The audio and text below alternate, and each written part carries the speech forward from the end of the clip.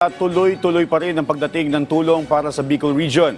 Kahapon ay dumating ang 8 trucks mula sa Visayas Disaster Resource Center na may lamang 13,600 family food packs.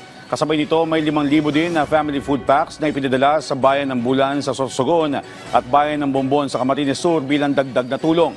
Samantala, nakatanggap naman ng karagdagang sleeping kits ang mga nawalan ng tahanan sa barangay San Miguel, Bula, Camarines Sur na isa sa mga pinakamatinding na apektuhan.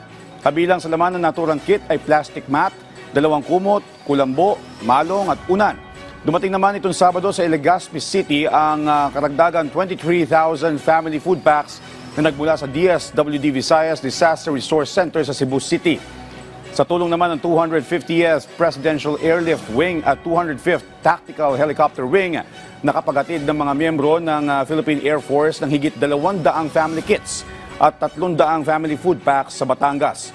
Batay sa pinakuling tala ng NDRRMC, higit 1.2 billion pesos na ang naipamahaging tulong ng pamahalaan.